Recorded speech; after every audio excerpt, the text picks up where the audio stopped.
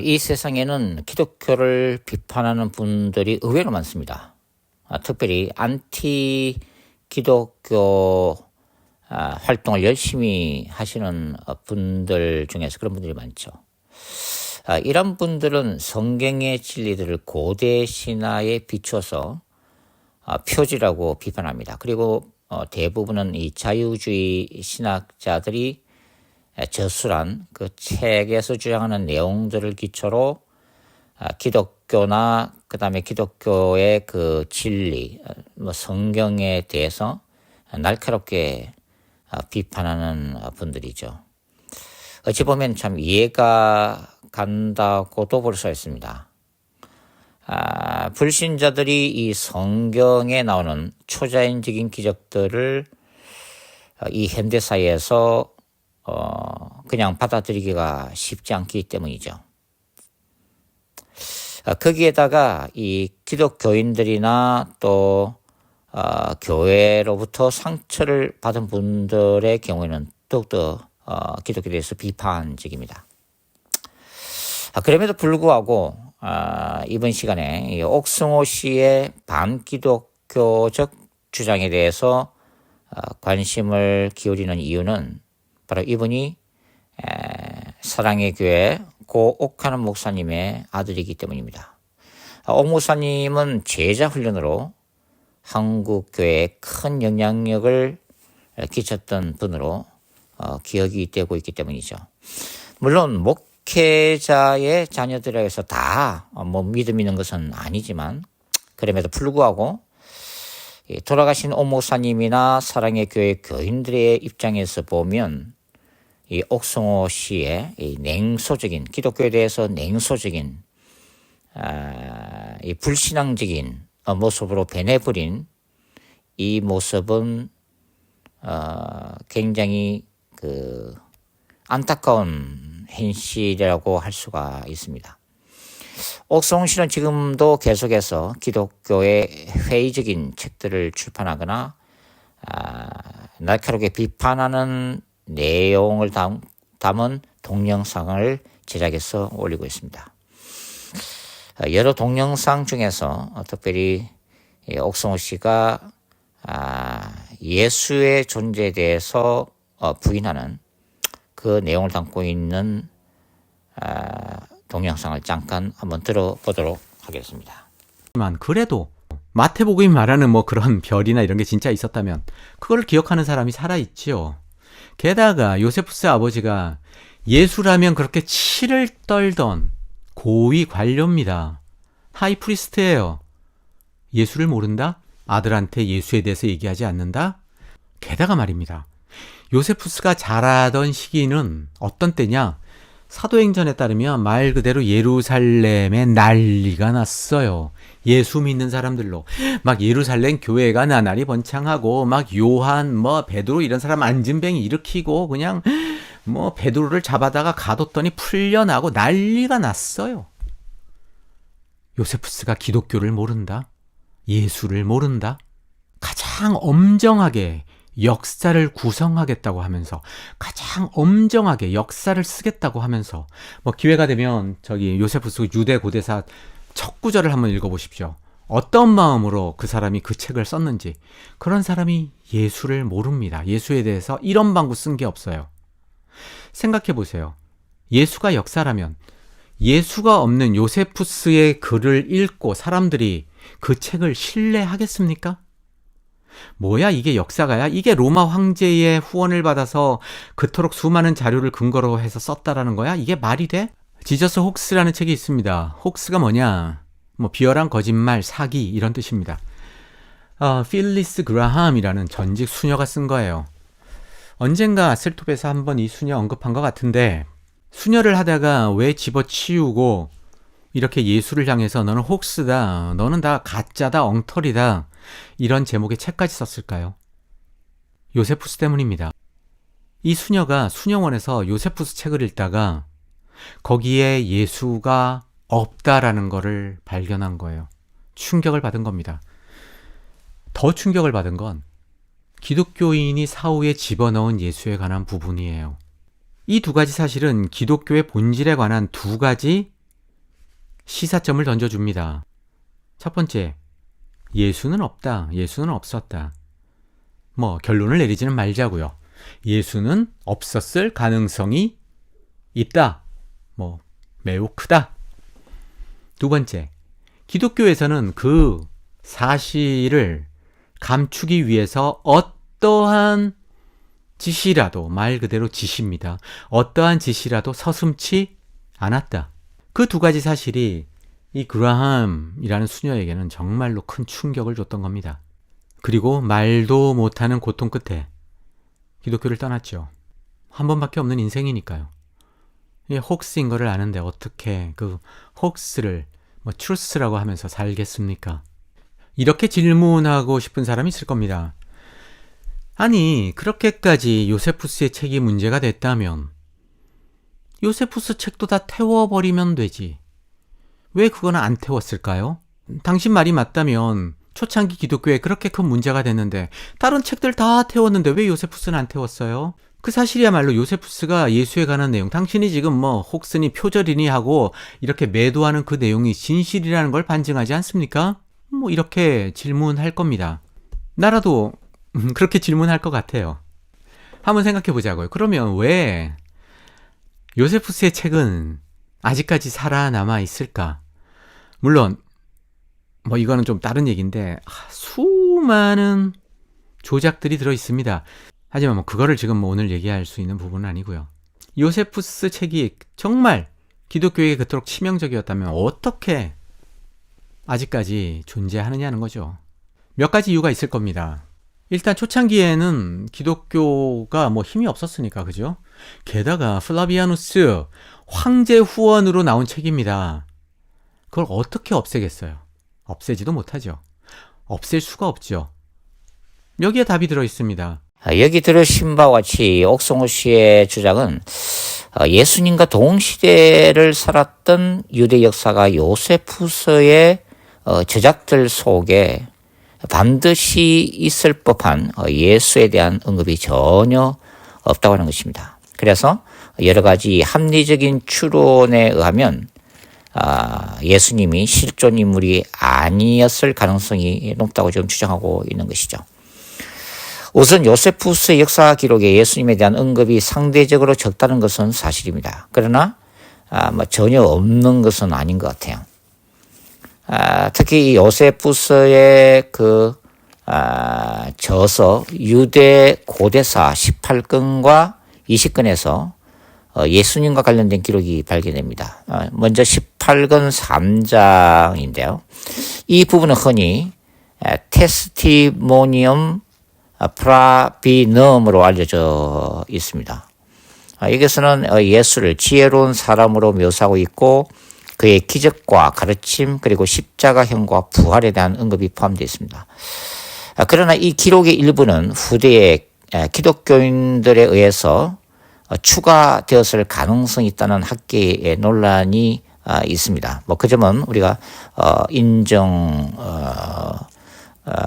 하고, 그 다음에 이제 20권 9장에 보면은 여기는 예수님의 형제인 야고보를 언급하면서 특별히 그를 그리스도라 불리는 예수의 형제로 지칭을 하고 있습니다. 이 기록은 비교적 신뢰할 수 있는 역사적 자료로 간주되고 있습니다. 그 다음에 로마 역사가 타키투스의 저서죠. 바로 연대기에 언급되고 있는 내용인데요. 여기서 이제 타키투스는 네로 황제의 박해를 언급하면서 그리스도라는 이름으로 알려진 예수가 본디오 빌라도에 의해서 체행되었다고 기록을 하고 있습니다. 이건 굉장히 신뢰할 만하죠. 왜냐하면 기독교에 대해서 적대적인 역사가 타키투스가 기록을 하고 있기 때문입니다.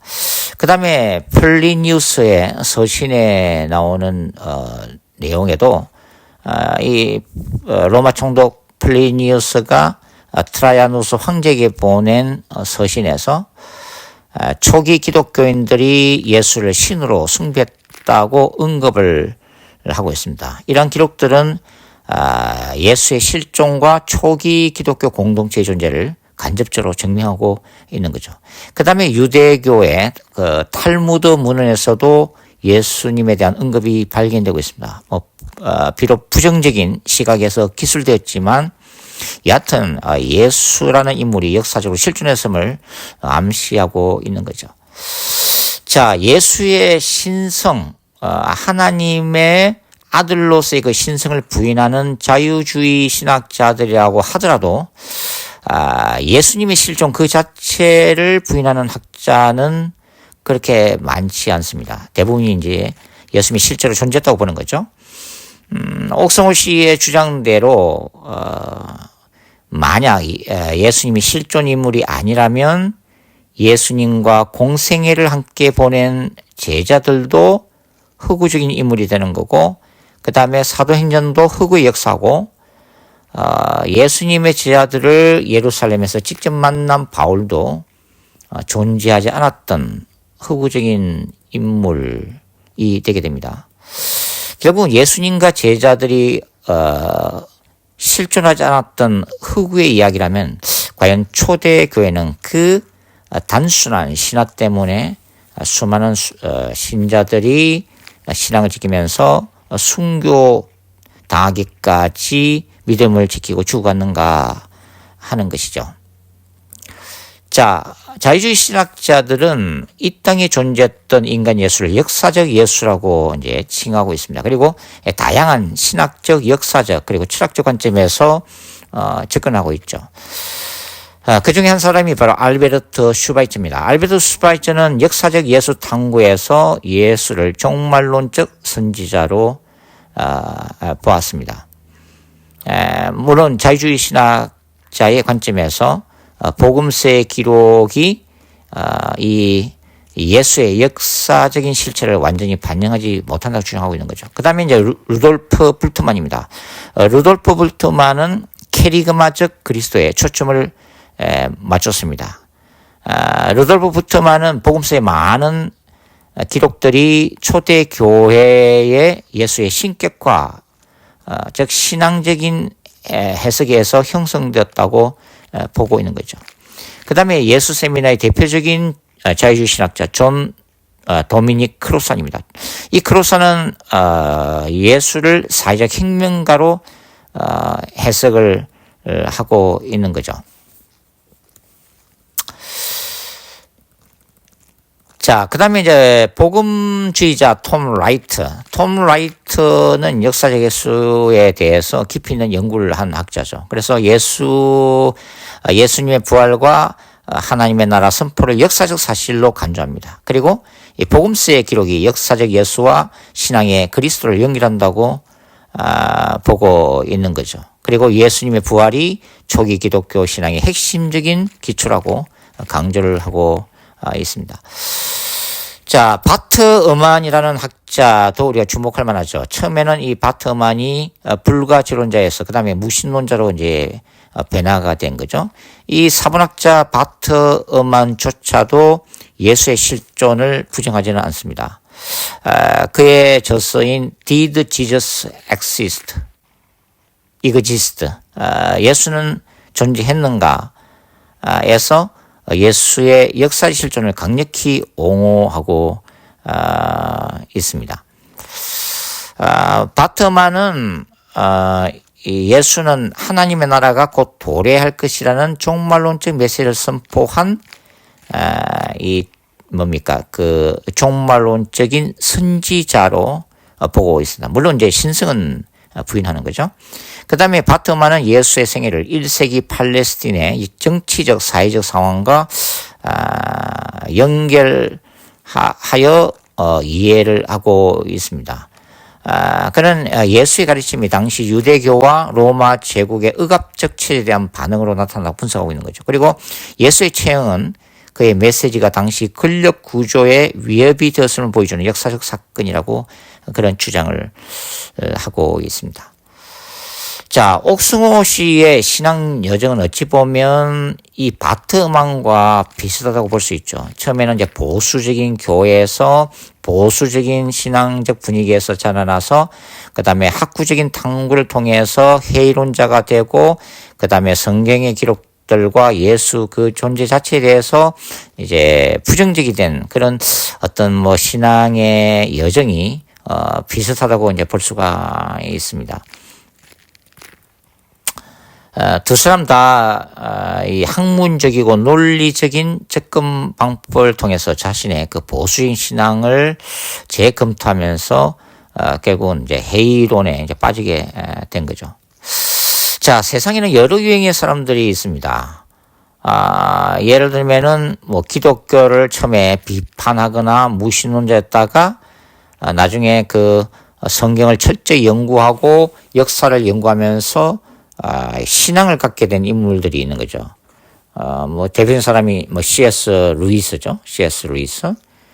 순전한 기독교의 저자입니다. 그 다음에 리 스트로벨 같은 분도 뭐 그런 유행이죠. 전직 기자에다가 무신론자였던 그가 그 아내의 신앙을 이해하기 위해서 그리고 기독교가 흑우임을 밝히려고 이제 이 역사적 과학적 증거를 조사하다가 이 믿음을 갖게 된 분이죠. 그의 책에는 그 책 중에는 예수는 역사다 이런 책이 있습니다.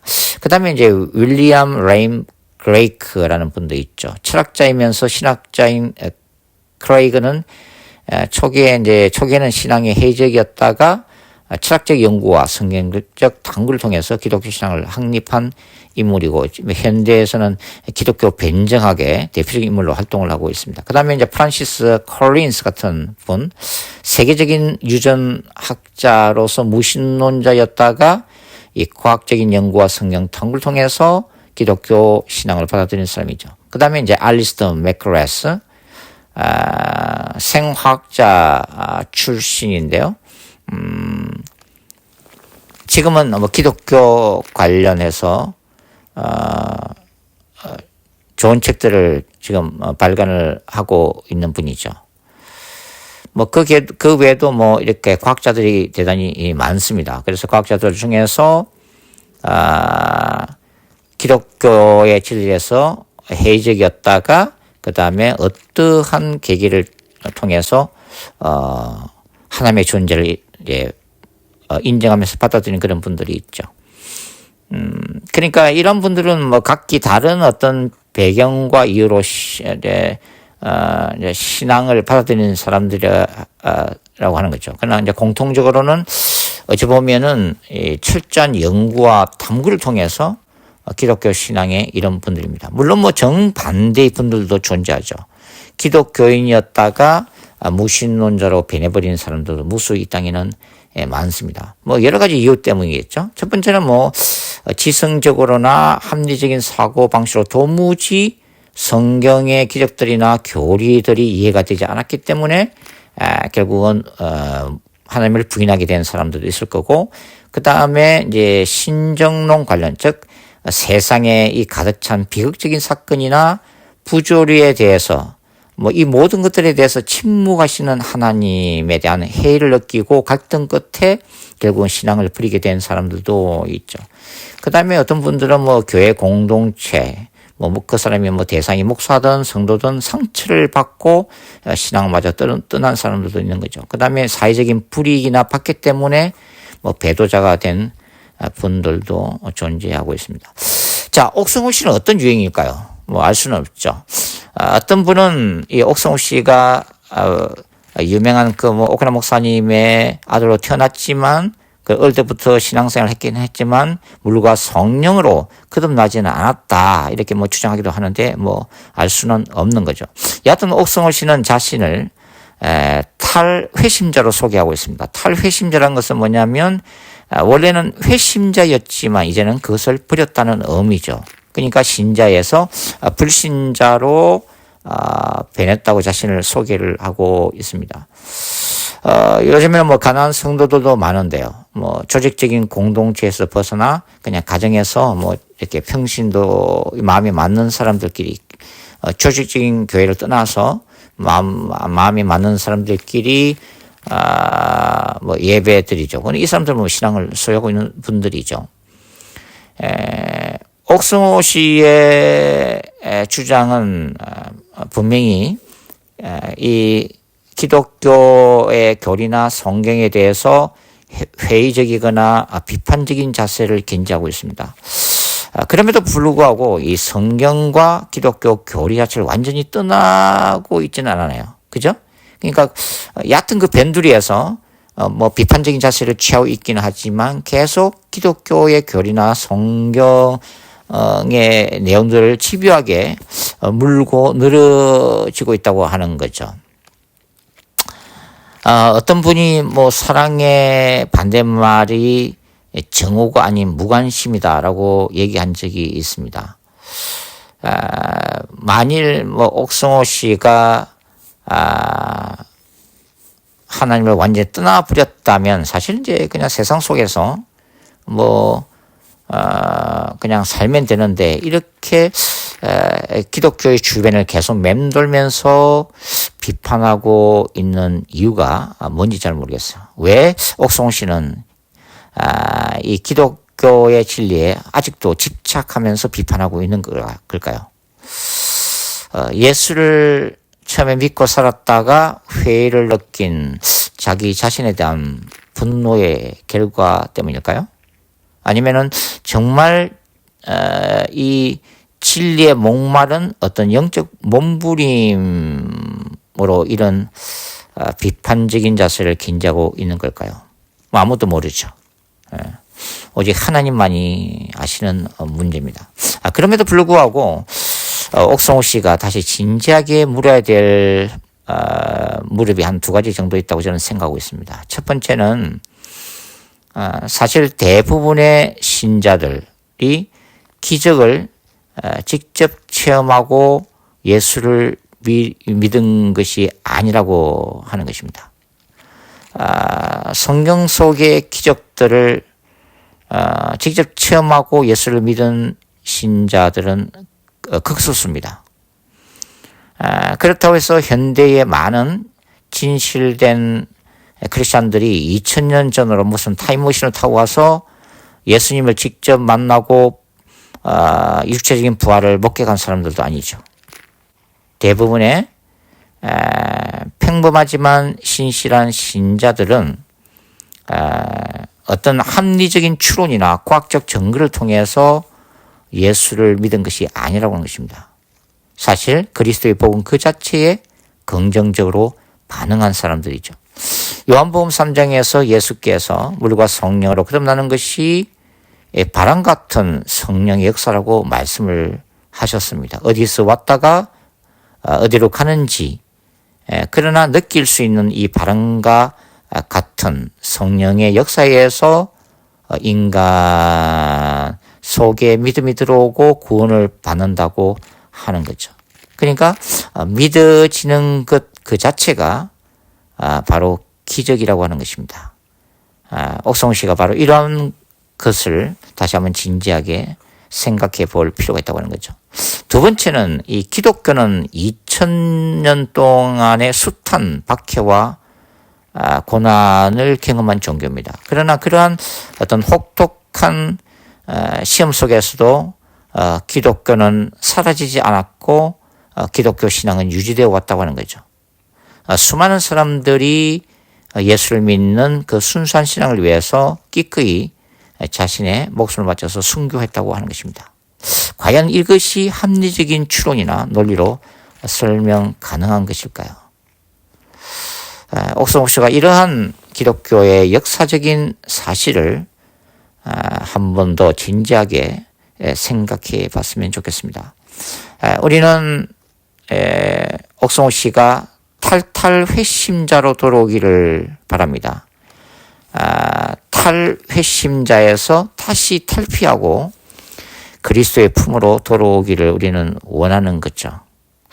하나님의 은혜가 우리 옥성호 씨에게 다시 한번 임해서 정말 우리 모두가 기뻐할 수 있는 모습을 이 땅에서 볼 수 있기를 함께 기도를 드립니다.